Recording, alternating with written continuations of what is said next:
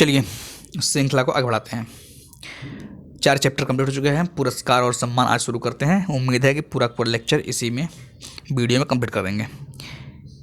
नहीं, हम पढ़ाना नहीं चाहते इस चैप्टर को, सोच रहे थे कि छोड़ दें, लेकिन समस्या ये है कि आप क्वेश्चन पूछता है यूपीएससी, कहीं न कहीं घुमा करके पुरस्कार और सम्मान से क्वेश्चन आ रहे हैं, तो इसलिए अब जरूरी भी ये पढ़ाना।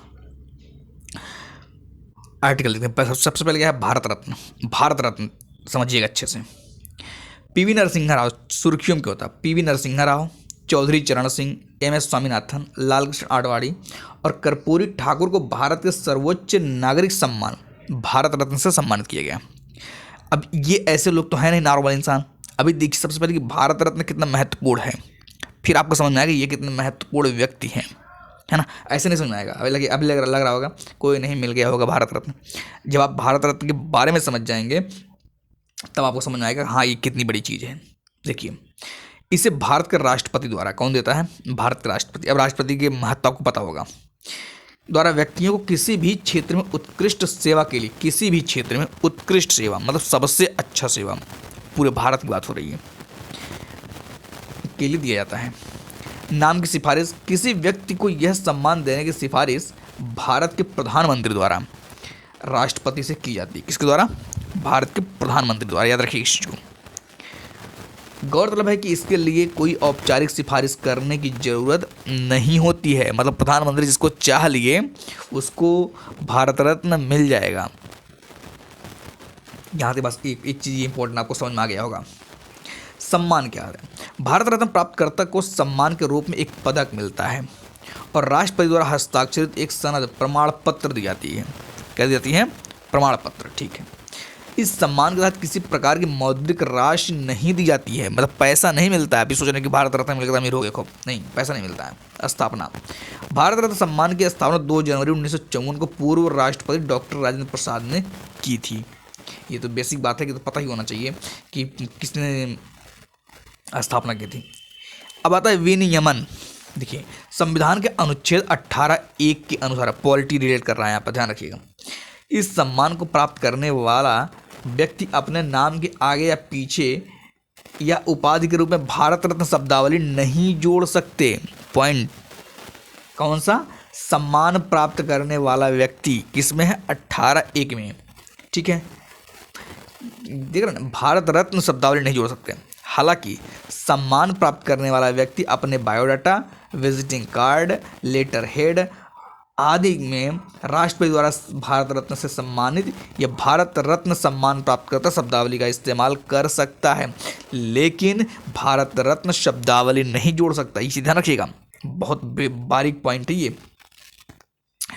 उसके बाद देखिए क्या पॉइंट है कि भारत रत्न सम्मान प्राप्त करने वाले आरंभिक व्यक्ति, पहली बार यह सम्मान 1954 में किसको मिला था, चक्रवर्ती राजगोपालाचारी, सर्वपल्ली राधाकृष्णन और डॉक्टर सीवी रमन, इन्हीं लोग मिला था। यह सम्मान दूसरे देशों के नागरिकों को भी दिया जाता है। ऐसा नहीं है केवल भारत के हैं तो अगर भारत रत्न है तो भारत के ही नागरिक को दिया जाएगा, दूसरे देशों को भी दिया जाता है। एग्जाम्पल तौर पर देख लीजिए कौन कौन, Mother Teresa, Khan Abdul Ghaffar Khan, Nelson Mandela जैसे विदेशियों को भी भारत रत्न से सम्मानित किया जा चुका है। पॉइंट ये है। अब आता है अन्य संबंधित तथ्य। इसमें क्या है, अन्य संबंधित तथ्य में आरंभ में यह सम्मान व्यक्ति के मरणोपरांत नहीं दिया जाता था। पॉइंट यहाँ ध्यान रखिएगा, शुरुआत में किसी व्यक्ति को यह सम्मान मरणोपरांत मतलब मरने के बाद नहीं दिया जाता था। लेकिन क्या हुआ, हालांकि 1966 में लाल बहादुर शास्त्री को यह सम्मान उनकी मृत्यु के उपरांत दिया गया, तब से मरणोपरांत व्यक्तियों को भी यह सम्मान दिया जाने लगा। कब की बात है, 1966 की। ये गलती मत करिएगा, लाल बहादुर शास्त्री से शुरू हुआ था। ये होता है ट्विस्ट टाइप का ध्यान रखिएगा कि जो ट्विस्ट होते हैं वो बहुत महत्वपूर्ण होते हैं। उसके बाद देखिए 2014 में सचिन तेंदुलकर को भारत रत्न सम्मान दिया गया था। वे यह सम्मान प्राप्त करने वाले सबसे कम उम्र के व्यक्ति, कौन, सचिन तेंदुलकर, और प्रथम खिलाड़ी स्पोर्ट्स पर्सन थे। मतलब इसके पहले स्पोर्ट्स पर्सन को भारत रत्न नहीं दिया जाता था। प्रत्येक वर्ष अधिकतम 3 पुरस्कार दिए जा सकते हैं। कितने? प्रत्येक वर्ष अधिकतम 3 पुरस्कार। हालांकि अपवाद स्वरूप 2024 में और 1999 में क्रमशः 5 और 4 व्यक्तियों को भारत रत्न सम्मान प्राप्त हुआ। ये कुछ रहा भारत रत्न के बारे में। अब आता है भारत रत्न पदक का डिज़ाइन। ये तो बहुत मतलब जरूरी नहीं है, लेकिन फिर भी एक इंटरेस्ट, बस आप जो है इसको याद रखिए। आपको भारत रत्न की बात हो रही है तो कम से कम ये तो पता है, क्या पता भविष्य में आप इसके भागीदार बने।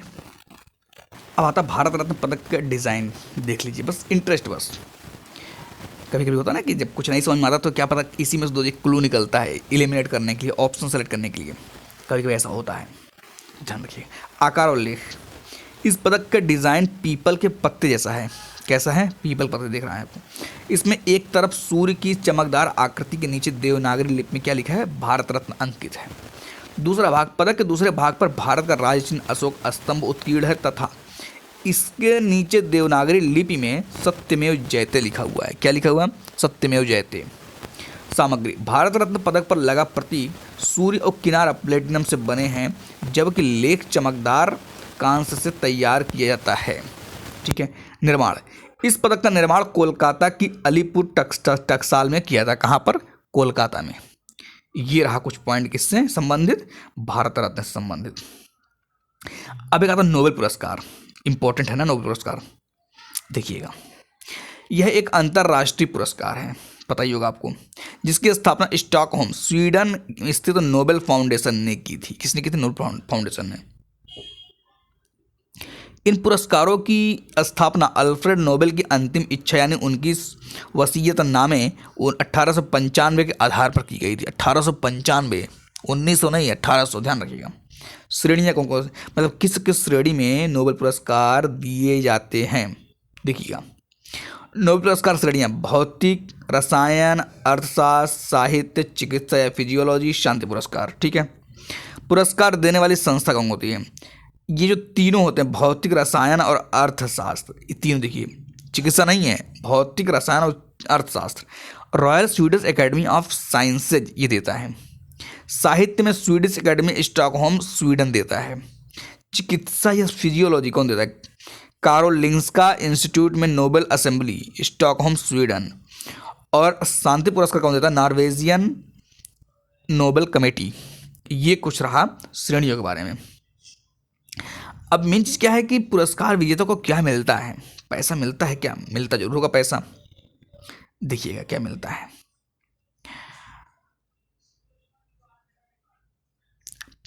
सबसे पहले क्या है कि नोबेल डिप्लोमा विशिष्ट कलात्मक प्रस्तुति डिप्लोमा नोबेल मेडल मिलता है और उसको 10 मिलियन स्वीडिश क्रोनर की पुरस्कार राशि मिलती है। 10 मिलियन बहुत होता है ना। अब आता है क्या? नोबेल पुरस्कार 2024। नोबेल पुरस्कार 2024 देखिए, साहित्य का नोबेल पुरस्कार दक्षिण कोरियाई लेखक किसको मिला है? हान कांग। प्रमुख कविता कृतियाँ कौन कौन से? The vegetarian, the white book, human acts और ग्रीक लेसन्स। ठीक है। प्रमुख कार्य कौन कौन से? परमाणु हथियारों से मुक्त विश्व बनाने का प्रयास किया गया है। परमाणु हथियारों से मुक्त विश्व बनाने का।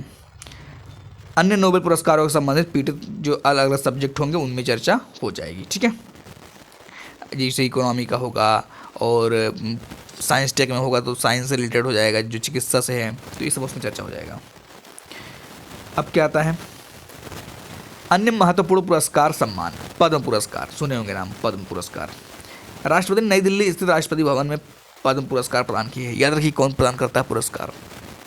पद्म पुरस्कारों के बारे में, पद्म पुरस्कार भारत के सर्वोच्च नागरिक सम्मानों में से एक है ना। इन्हें 1954 में स्थापित किया गया था। इनकी घोषणा हर साल गणतंत्र दिवस की पूर्व संध्या पर की जाती है, हर साल। पद्म पुरस्कारों की 3 श्रेणियां हैं: पद्म विभूषण, पद्म भूषण, पद्मश्री। असाधारण और विशिष्ट सेवा के लिए पद्म विभूषण मिलता है। उच्च स्तर की विशिष्ट सेवा के लिए पद्म भूषण मिलता है और विशिष्ट सेवा के लिए क्या मिलता है? पद्मश्री मिलता है। ठीक है। ये पुरस्कार कला, चिकित्सा, साहित्य, शिक्षा और खेल जैसे अलग अलग विषयों एवं क्षेत्रों के तहत दिए जाते हैं। उसके बाद क्या आता है? आमतौर पर ये पुरस्कार मरणोपरांत नहीं दिए जाते हैं। पद्म पुरस्कार हालांकि अत्यधिक योग्य होने की स्थिति में सरकार व्यक्ति को मरणोपरांत पुरस्कार देने की घोषणा कर सकती है। मतलब हो सकता है, ऐसा भी नहीं मतलब कि नहीं हो सकता। यह पुरस्कार कोई उपाधि नहीं है, इसलिए यह पुरस्कार प्राप्त करने वाला व्यक्ति इस पुरस्कार का अपने नाम के आगे या अंत में उपाधि के रूप में उपयोग नहीं कर सकता। मतलब उपाधि नहीं है तो आप जो है इसका यूज कहीं पर नहीं कर सकते आगे पीछे नाम के, ठीक है ना। भारत रत्न भी याद रखिएगा, और उसके बाद पद्म पुरस्कार। इसके बाद क्या है, अनुभव पुरस्कार। ये कौन सा पुरस्कार है भाई, अनुभव पुरस्कार है ना। देखिए क्या है इसमें, 7वां अनुभव पुरस्कार समारोह विज्ञान भवन नई दिल्ली में आयोजित किया गया, ठीक है। अनुभव पुरस्कार के बारे में देखिए, यह पेंशन एवं पेंशनभोगी कल्याण विभाग द्वारा, किस द्वारा, पेंशन एवं पेंशनभोगी कल्याण विभाग, ठीक है। यह अनुभव लेखन अर्थात सेवानिवृत्त होने वाले सेवानिवृत्त केंद्रीय सरकारी कर्मचारियों पेंशन भोगियों द्वारा अनुभव पोर्टल पर अनुभवों का के साझाकरण पर आधारित है, ठीक है। उद्देश्य, इसका उद्देश्य सेवानिवृत्त कर्मचारियों द्वारा साझा किए गए अनुभव के आधार पर भविष्य में सुशासन और प्रशासन सुधारों को बढ़ावा देना है। ये रहा कुछ इसका उद्देश्य, अनुभव अवार्ड। इसके बाद देखिए क्या है, वीरता पुरस्कार। कौन पुरस्कार, वीरता पुरस्कार। देखिए क्या है इसमें, राष्ट्रपति ने स्वतंत्रता दिवस 2024 के अवसर पर सशस्त्र बलों और केंद्रीय सशस्त्र पुलिस बलों के जवानों के लिए 103 पुरस्कारों को मंजूरी प्रदान की। किसने, राष्ट्रपति ने। अभी तो राष्ट्रपति चल रहे हैं। वीरता पुरस्कार के बारे में, पुरस्कारों की वरीयता क्रम, परम वीर चक्र, अशोक चक्र, महावीर चक्र, कीर्ति चक्र, वीर चक्र, शौर्य चक्र। ये क्रम है, मतलब ये ऑर्डर है, ऐसे ऐसे जाएगा, ऐसे ऐसे जाएगा ना। इन पुरस्कारों की घोषणा वर्ष में 2 बार होती है, पॉइंट ध्यान रखिएगा। वीरता पुरस्कार जो है, ये अशोक चक्र, परमवीर चक्र, ये सब जो है इनका वर्ष में 2 बार घोषणा होती है, 2 बार। गणतंत्र दिवस के अवसर पर और स्वतंत्रता दिवस के अवसर पर, दोनों पर। युद्धकालीन वीरता पुरस्कार कौन कौन है, परमवीर चक्र, महावीर चक्र और वीर चक्र। शुरुआत 1950 में की गई थी। अशोक चक्र क्लास 1, क्लास 2, क्लास 3 1952 में शुरू किए गए थे। 1967 में इनका नाम बदलकर क्रमशः अशोक चक्र, कीर्ति चक्र, शौर्य चक्र कर दिया गया। ये शांतिकालीन वीरता पुरस्कार हैं। कौन से पुरस्कार हैं, शांतिकालीन वीरता पुरस्कार। क्लियर होगी बात। इसके बाद क्या आता है, राष्ट्रीय फिल्म पुरस्कार। देख लीजिए, राष्ट्रीय फिल्म पुरस्कार साल 2022 के लिए 17वें फिल्म पुरस्कारों की घोषणा की गई, ठीक है। राष्ट्रीय फिल्म पुरस्कारों के बारे में, इन पुरस्कारों को 1954 में स्थापित किया गया था। 1954 में आरंभ में इन्हें स्टेट अवार्ड कहा जाता था। शुरुआती वर्षों में पुरस्कार के रूप में 2 राष्ट्रपति स्वर्ण पदक, 2 उत्कृष्ट प्रमाण पत्र और क्षेत्रीय फिल्मों के लिए 12 रजत पदक प्रदान किए जाते थे, ठीक है। इन पुरस्कारों का प्रबंधन 1973 से फिल्म समारोह निदेशालय कर रहा है। पुरस्कार निम्न 3 श्रेणियों में दिया जाता है। कौन कौन से, फीचर फिल्म, गैर फीचर फिल्म, सिनेमा में सर्वश्रेष्ठ लेखन पर मिलता है, केवल फिल्म पर ही नहीं मिलता। मोस्ट फिल्म फ्रेंडली स्टेट पुरस्कार, ये क्या है, राष्ट्रीय फिल्म पुरस्कारों के साथ साथ यह पुरस्कार भारत के उस राज्य को दिया जाता है जिसने फिल्म उद्योग के विकास को आगे बढ़ाने में सहायता प्रदान की है। मतलब किसको दिया जाता है, राज्य को दिया जाता है। एक तो ये हो गया कि मोस्ट फिल्म फ्रेंडली स्टेट पुरस्कार, है ना। आगे देखते हैं क्या है, ये है आपका यूनेस्को का प्रिक्स वर्साय पुरस्कार। बहुत इंपॉर्टेंट है यूनेस्को ही अपने आप में, इसलिए इस आर्टिकल को बहुत अच्छे से सुनिएगा और बहुत अच्छे से समझिएगा, ठीक है। चलिए, भारत का सबसे बड़ा स्मारक और संग्रहालय स्मृति वन भूकंप स्मारक संग्रहालय यूनेस्को के प्रिक्स वर्साय पुरस्कार के लिए चुना गया। किसके लिए, यूनेस्को के प्रिक्स वर्साय, किसको चुना गया है, सबसे बड़ा स्मारक संग्रहालय कौन का, स्मृति वन भूकंप स्मारक संग्रहालय, ठीक है। अब आता है यूनेस्को का प्रिक्स वर्साय पुरस्कार। यूनेस्को का प्रिक्स वर्साय पुरस्कार, ये क्या है, पुरस्कार के बारे में। यूनेस्को 2015 से प्रतिवर्ष यह पुरस्कार प्रदान कर रहा है। कौन, यूनेस्को। कम से कम यही पता रहे कि प्रिक्स वर्साय पुरस्कार कौन प्रदान करता है। ध्यान रखिए, यूनेस्को करता है, यही कंफ्यूजन कितनी बार रहेगा। इसके तहत विश्व स्तर पर सबसे बेहतरीन समकालीन विशेषताओं को दर्शाने वाले स्थापत्य को पुरस्कार दिया जाता है, ठीक है। श्रेणियां, इस पुरस्कार को 24 वैश्विक टाइटल्स में वर्गीकृत किया गया है, जिसमें हवाई अड्डे, परिसर, यात्री स्टेशन, खेल संग्रहालय, एम्पोरियम, होटल और रेस्तरां शामिल है। ठीक है, अब आता है कि परियोजना का विनिर्देश क्या है। परियोजना का विनिर्देश इसमें क्या है। परियोजनाएं अभिनव, रचनात्मक, स्थानीय विरासत को दर्शाने वाली, पारिस्थितिक रूप से कुशल और सामाजिक संपर्क और भागीदारी को बढ़ावा देने वाली होनी चाहिए। पुरस्कार की आधिकारिक सूची में शामिल स्थापत्य इंटेलिजेंट सस्टेनेबिलिटी के सिद्धांतों का पालन करने वाले होते हैं। साथ ही ये स्थापत्य परियोजनाएं पारिस्थितिक, सामाजिक और सांस्कृतिक प्रभावों को भी ध्यान में रखती हैं। ठीक है, पुरस्कार का महत्व क्या है। पुरस्कार प्राप्त स्थापत्य लिविंग परिवेश को खूबसूरत और बेहतर बनाने की प्राथमिक भूमिका का उदाहरण भी प्रस्तुत करते हैं। ठीक है, अन्य मान्यता प्राप्त भारतीय परियोजनाएं क्या। अन्य मान्यता प्राप्त भारतीय परियोजनाएं इसमें क्या है। दिसंबर 2023 में कैंपे गौड़ा अंतर्राष्ट्रीय हवाई अड्डे बेंगलुरु को यूनेस्को के 2023 प्रिक्स वर्साई से सम्मानित किया गया। साथ ही इसे दुनिया का सबसे खूबसूरत हवाई अड्डों में से एक के रूप में भी नामित किया गया। ये रहा कुछ जो है इसकी कहानी। अब बात कर लेते हैं यूनेस्को विश्व धरोहर समिति के बारे में। किसके बारे में। यूनेस्को विश्व धरोहर समिति के बारे में। उत्पत्ति देखिए क्या है। इसे 1972 आयोजित यूनेस्को के 17वें सत्र के दौरान विश्व धरोहर कन्वेंशन WHC के तहत स्थापित किया गया। एक चीज ये उद्देश्य क्या है। 5C शामिल है, शायद ये हमने चर्चा किया भी है, आप पीछे अगर देखोगे तो चर्चा हुई है।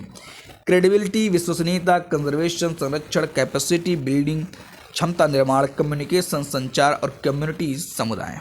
अब मुख्य भूमिका क्या कर रही है। यह किसी संपदा को विश्व धरोहर सूची में शामिल करने का अंतिम निर्णय लेता है, मतलब जो भी करना होगा यही करेगा। एक चीज ये, यह विश्व धरोहर कोष का उपयोग का तरीका निर्धारित करती है और सदस्य देशों को वित्तीय सहायता प्रदान करती है। ठीक है, यह विश्व धरोहर सूची में शामिल संपदाओं के संरक्षण की स्थिति पर रिपोर्ट की जांच करती है। सदस्य कौन होते हैं, जरा ये भी देखते सदस्य के बारे में क्या क्या है। सदस्य कन्वेंशन के पक्षकार देशों में से 21 प्रतिनिधि चुने जाते हैं। इन्हें आम सभा द्वारा 6 वर्षों के लिए चुना जाता है। भारत को 2021 से 25 के लिए विश्व धरोहर समिति में सदस्य चुना गया है। 2021-2025 इंपॉर्टेंट हो सकता है, ध्यान रखिएगा। प्रमुख भागीदारी तो मैंने आपको बताया भी है। ICC रोम स्थापत्य विरासत के संरक्षण को बढ़ावा और इकोमॉस स्थापत्य और भूक्षेत्र आधारित धरोहरों के संरक्षण एवं संवर्धन के लिए जिम्मेदार है। अब बात आती है कि इसके बारे में स्मृति वन भूकंप स्मारक संग्रहालय के बारे में। अब जरा इसके बारे में देखते हैं कुछ पॉइंट। स्थापना पहली चीज, 2001 में गुजरात भूकंप पीड़ितों की याद में निर्मित इस संग्रहालय का उद्घाटन का 2022 में किया गया था।